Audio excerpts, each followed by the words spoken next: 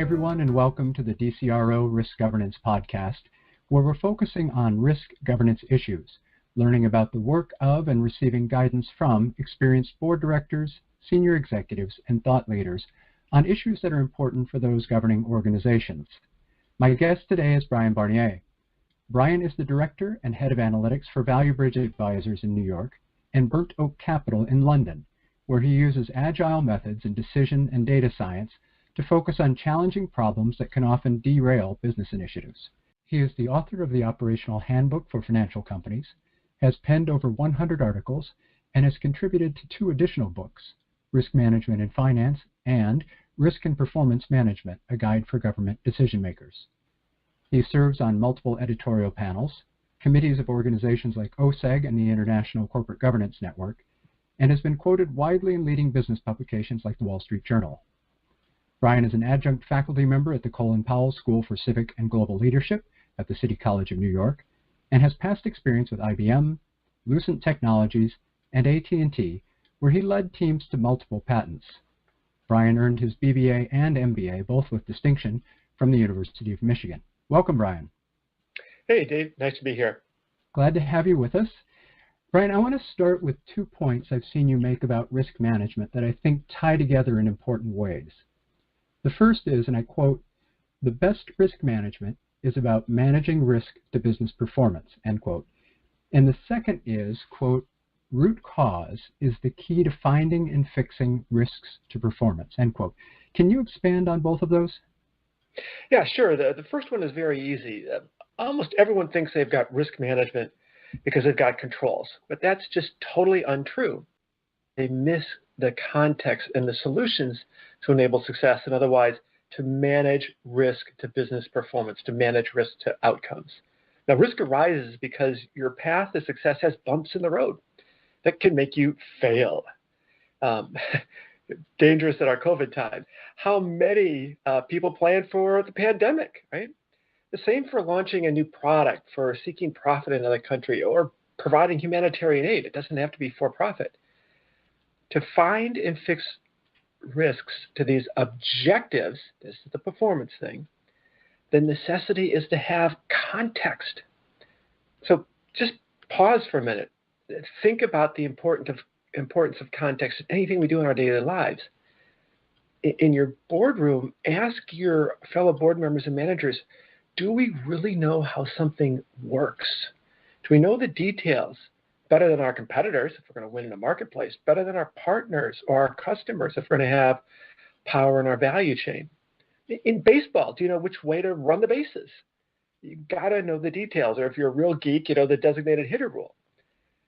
But knowing how it works is the path to discovering those little tiny root causes, into your other piece of your question, that cascade, like splitting an atom to explode into like existential threats, right? Mortgage bubbles, viruses, geopolitical crises, whatever it is, right? Or some little product defect that just gets you, a whole negative social media universe.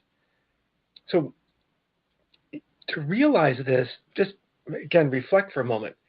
Consider now how foolish the term event is that's used in boardrooms all the time. Consider how much insight is dangerously hidden by aggregate average heat maps that hide or misdirect. And so the tools actually become threats to our ability to survive and to thrive.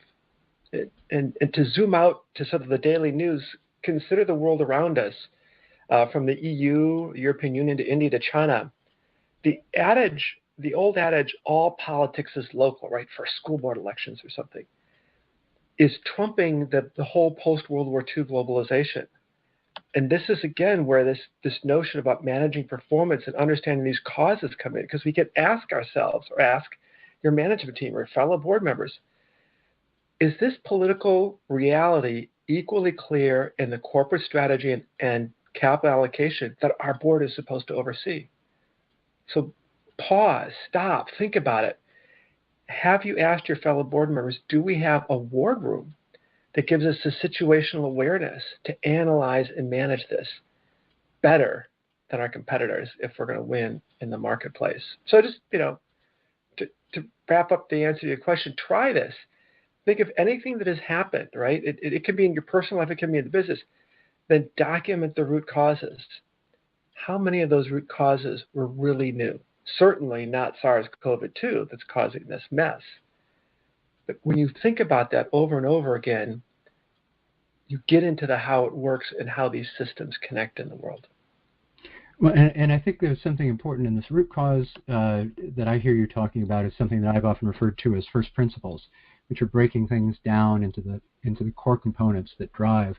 But you just touched on something that I think is really important, is that everything we do is within a system or multiple systems, and they all interact with each other.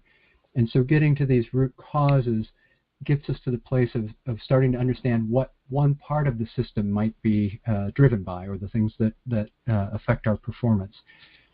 Is there a systems view of risk that you advocate, or what's the best way to describe taking a look at the systems in terms of our risk management? Yeah, so you're absolutely correct, David, and different people use different terms. So, some people call it systems thinking, some people call it systems think, some people call it systems science.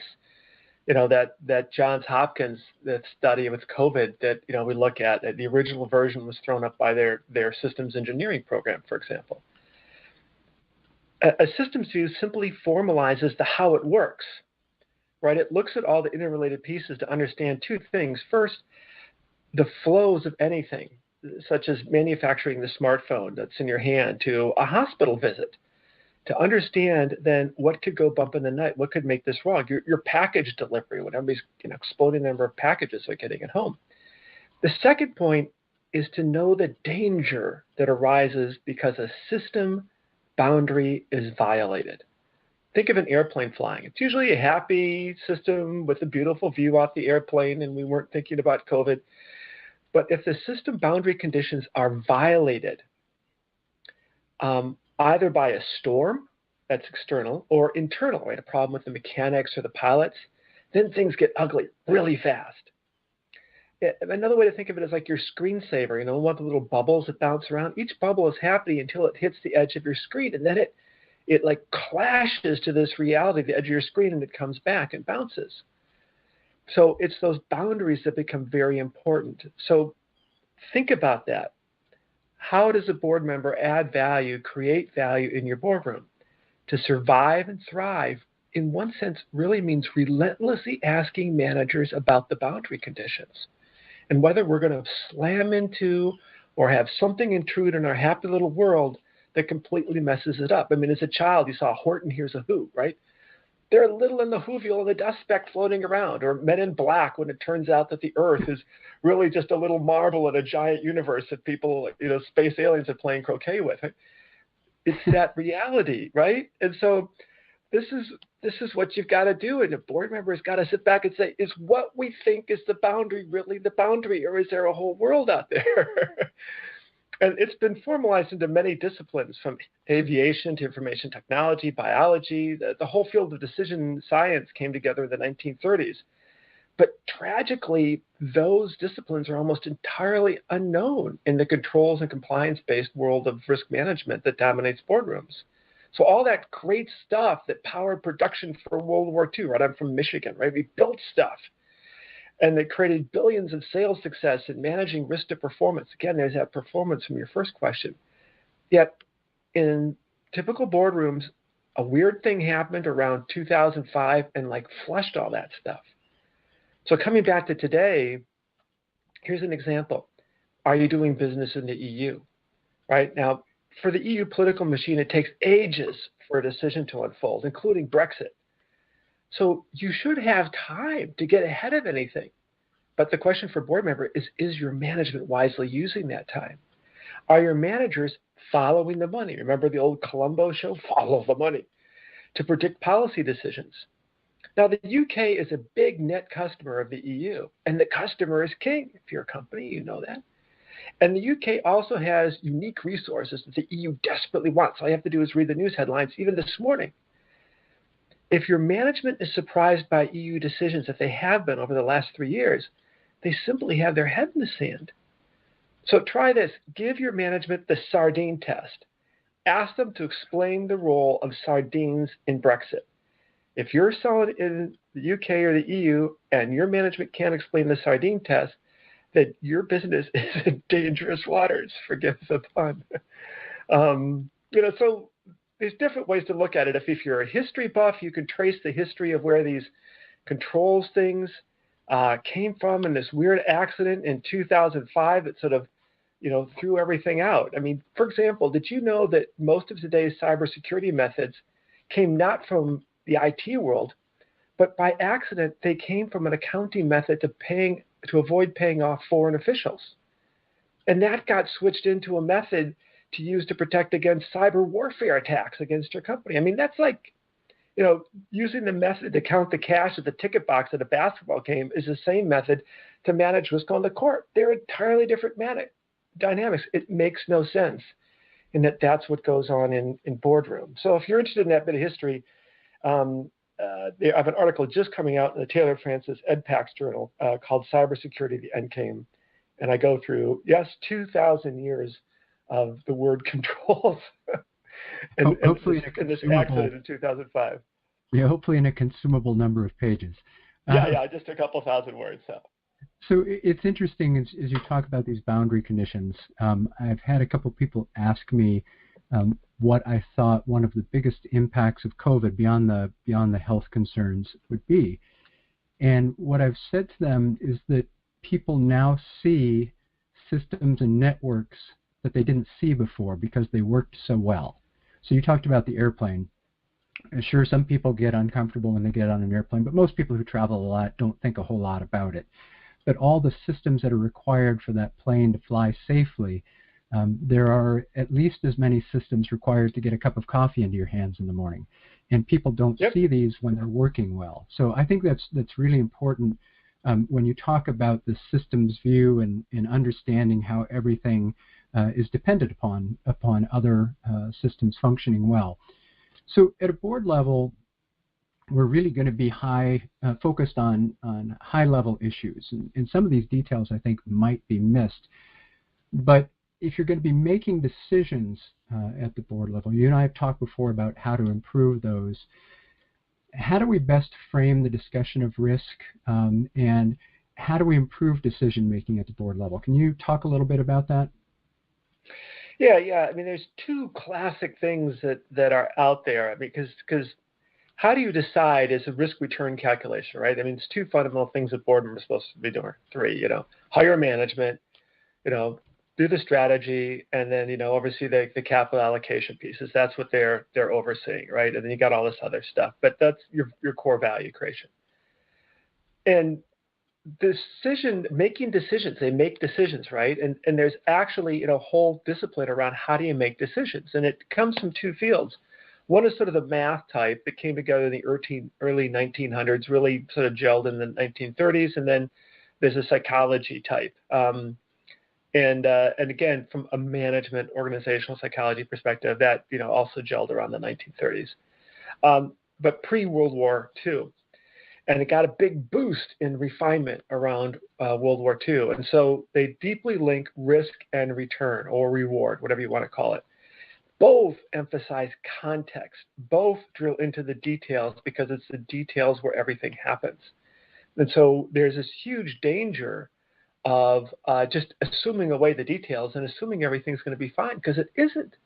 Because all of these things that come up and kill you existed in the details, weeks, months, years, decades in some cases before that. And if you've gone to a shrink, right, the shrink gets into details. If you do math, you get into the details.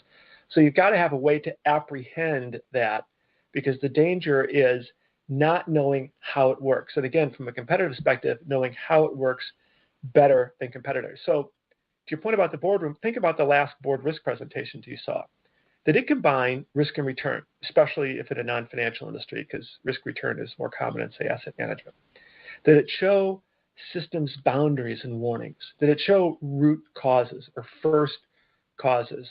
Did it show how cascades happens and what triggers a cascade? Did it talk about structural blindness? What keeps us from seeing the world around us? And how do we warn against that? Did it talk about cognitive bias and how we warn against getting sucked into that trap? Or was it just controls and compliance, the heat maps, control status, blah, blah, blah, blah, blah, blah, that did not tie off to how the world really works and achieving some performance objective in the world. So sort of let that settle into your mind. And it got to hit this controls thing, because getting rid of that gunk will allow more time for the more important stuff. When controls fail to manage risk in a dynamic world, it's not usually because the controls are implemented poorly. It's because the controls were structurally incapable of achieving the objective that somebody hoped they would do. Thus, and that's not their mission, right? Their mission is to control. Right. The board members have to get ahead of this, right, when they're talking with management. So the board members role is to help a manager pause, take a breath, overcome the structural blindness to the structural limits of controls, and then fix these things so that you can manage risk to improve business performance. Well, and you mentioned two things. I want to follow up on something you just said there, but then two terms that you use, which I think are pretty important. One of the challenges in getting the details is that there has to be message compression. So as the message comes through the organization and eventually to the board, it gets compressed and altered intentionally or unintentionally, but someone has to be bringing the appropriate details to the board. And I think that, whether it's in a chief risk officer's role or if it's the CEO or someone that's doing that, one of the changes, it seems to me, that boards have to be doing is to make sure that they have absolute trust in whoever it is that's compressing that message in some ways of validating it. So there's some value to control if control is validating that message. But people also get used to how they've done things. So you mentioned two terms, and I'd like to talk a little bit more about both structural blindness and cognitive biases that take place in the boardroom. So psychologists describe our brains as being change resistant. We like the way things are. We're comfortable with the way things are. And if we can think of the board as having a collective brain, or the individual brains of board members, or the brains of individual board members, can what is it in our brain that tries to talk us out of the benefits of changing? Is that something that can change even? Yes. And the brain science people are great on this. They talk about the chemicals, they talk about plasticity and, all this cool stuff. And there's just great sort of popular science, shows on this that you could watch on Curiosity Stream and, all that stuff. But to boil it down for our little conversation, here, there are three ways to think about this if they're just jotting notes that they can use in a board meeting. The first is that our brains block the dynamics that force change. This can be reinforced by corporate silos or heads down pressures or standardized report formats or standardized processes that sort of reinforce the same old, same old, same old. And this is the structural blindness phrase that the shrinkologists use when we don't see what is right around us because of the way that we're perceiving the world. A great example came, I was wandering around on a conference call, taking it from home, looking out the front window. My son has his archery target set up and would shoot from our front porch to the archery target. It was a nice sort of downrange from him. And as I'm standing out there, this little fawn deer walks out on the front. He has no idea, or she, that she is standing directly in where my son normally fires from, and has no awareness of what that is. And that's an example of this blindness. The second point is that we undervalue the benefits of change. This is cognitive bias, right? We see the benefits and go, oh, they're not that great, right? I mean, the grapes are probably sour, to quote the fable. But the where we can get the goal that we can achieve, it's not that great, so it's not worth changing. And then, of course, the flip side of that is we overvalue the cost of changing, especially the personal discomfort. And in the corporate land, that's often reinforced by the standard overhead of corporate procedures, or if you conceive of a car as something that must be pulled by a horse, then of course you'll never realize the benefits of faster speed, air conditioning, onboard computing, and cup holders galore. So one of those three things is where we always get trapped, and the practical solutions, the proven solutions, start, because you talked about collective brains, with surveys of board member personality types. I mean, I've taken the board bona fide survey from BoardWise. I like that a lot. A second way is to just understand structural blindness and cognitive bias and have a relentless process to evaluate, are we falling into these traps? And so, try it. Take those notes that I just mentioned and think about anything bad that has ever happened, again, personally or in your board.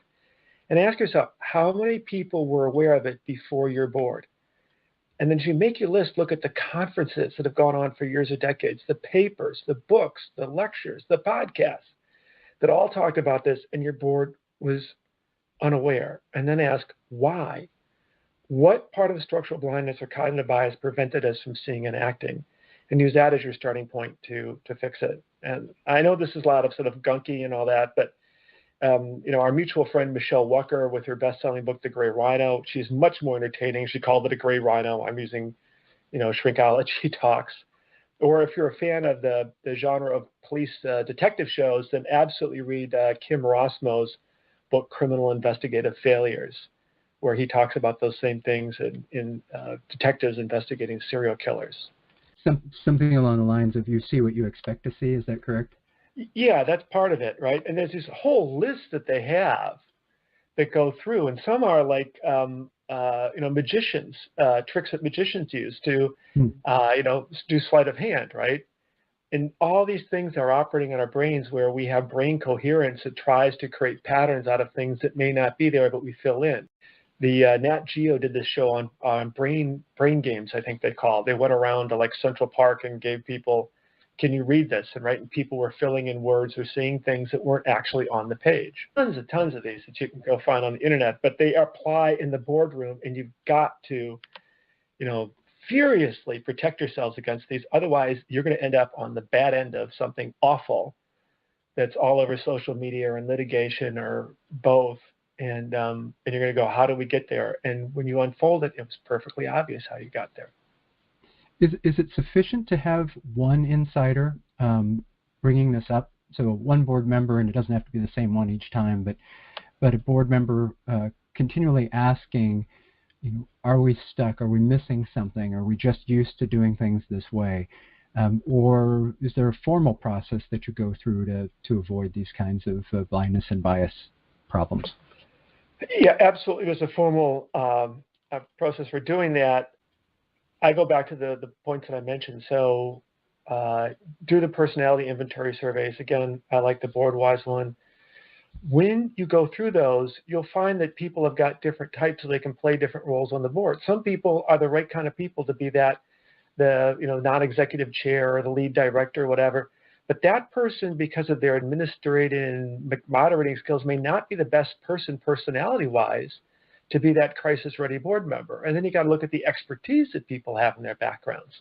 Who is naturally a system thinker? Who gets into the details? Who's willing to sit on the extra conference calls to understand what's going on?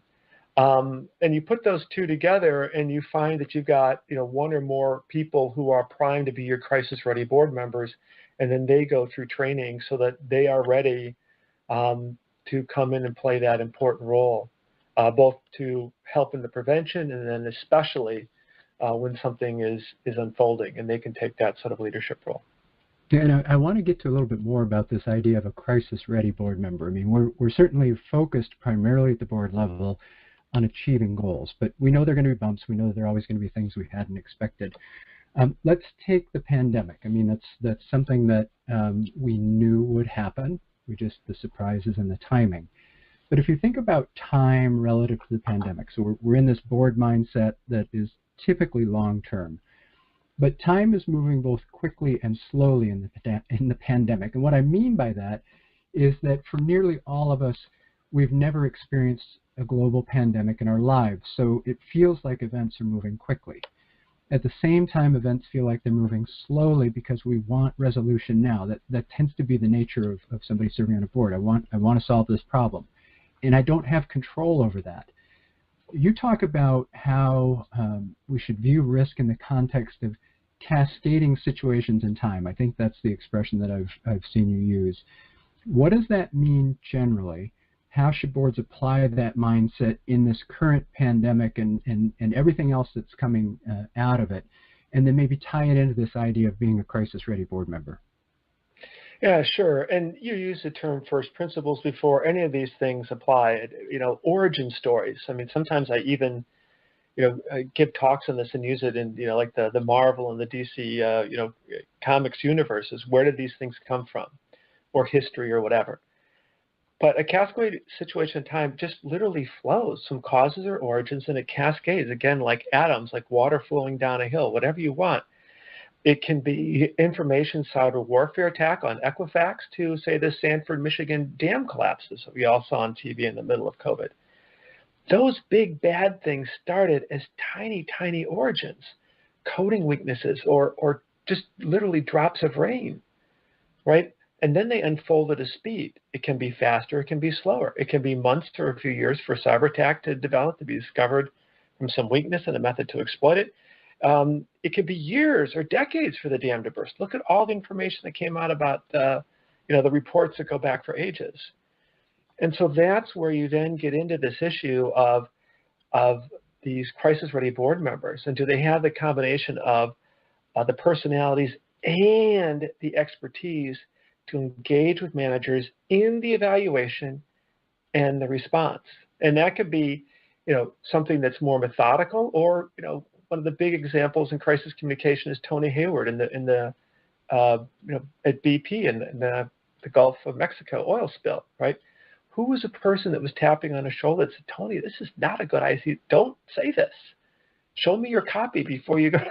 I mean, would have saved the guy his job and lots of, negative criticism and everything, right, that comes out on those things. So having that understanding of cascading situations in time, having the brain to work with it, having the expertise to put it in context is what gives you, a great crisis-ready board member. But only if you do the personality traits inventory first, only if you do the training first, only if you think about how do we have in our board meeting something that says, hey, are we falling into structural blindness? Hey, are we falling into cognitive bias? And I mean, this brain science stuff is popular. I mean, Neil deGrasse Tyson has a new master class on cognitive bias. Well, and it's interesting because you're talking in some ways about the science of creating effective teams. And we know that that's put in place in a lot of other situations, maybe not so much in the management of, or I should say the governance of a business. So I think this is really important.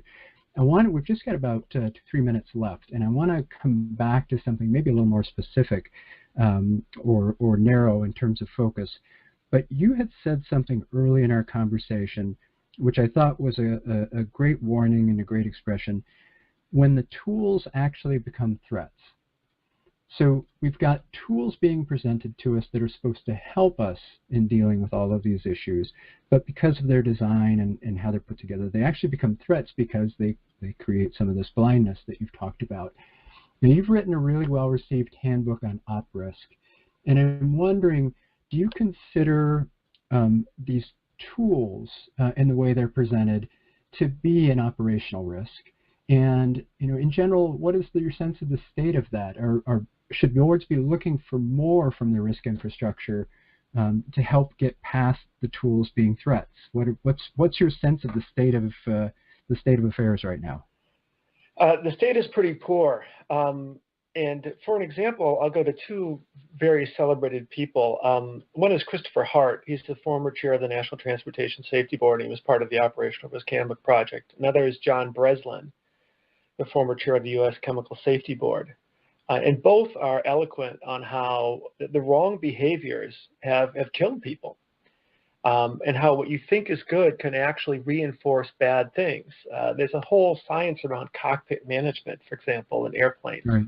Right. Or for chemical safety, John Breslin talks about the difference between slips, trips, and falls with process safety. People can be really good on taping lines on and wearing yellow jackets and hats and goggles, and then plants explode. And the Texas BP disaster, plant explosion, the people were literally coming back from an awards lunch. They had this explosion occur, right? So this is extremely well documented in other areas. And what we've gotten into in this, thing since 2005, where we picked up this controls and compliance approach, is we've jettisoned all this other literature. So each and every board member who was part of the Operational Risk Handbook project, starting with the then chair of the New York Stock Exchange, Marsh Carter, all had other operational experience. They all knew how stuff worked. And that is what provides the power to it, and that's why I'm glad it's used today at the London Institute of Banking and Finance and elsewhere, where people actually want to understand how stuff works, and then that allows you to connect to operational systems, right? Sales, marketing, operations, financial systems, and you build on that to get your, what's my risk to sales? What's my risk to missing the product deadline? But you're tied in, and that deep tie-in is what makes this more actionable, more detail-oriented, and then you can roll it up to the board member, put a bow on it, for a summary deck, but you can easily drill down to find out what's going on. You can easily find the right person, and there are just so many resources out there, where you can read about some of these very painful situations that have occurred in the past, and there's just really, really good work, like C.K. Prahalad's Competing for the Future, or John Breslin's Chemical Safety Board. They've got a YouTube channel with all these videos. Most are 15 minutes. Have one while having a tuna fish sandwich and just go like, OMG. This thing that killed people was years in the making with very specific, first principles, as you would call them. Yeah. Well, this is fascinating. I think for NomGov that are thinking about skill sets that they need as they seek to fill board openings, it's pretty interesting to start thinking about applying some of the principles you've talked about today to make sure that the decision making is done well. And I think boards would do well to learn more about this. Brian, I want to thank you for your time. I think people want to know more about Brian's work. Value Bridge Advisors is a website you can go to. And then in the podcast listing here, I'll have a link back to Brian's LinkedIn page so you can connect with him there. Brian, thank you again. These insights are ones that we're not going to get from a lot of people. So the fact that you took your time today to be with us is greatly appreciated. And everyone who's listening, I hope that you find this valuable and will act upon some of the things that we've learned today. So thanks, Brian. You're most welcome. Have a great one.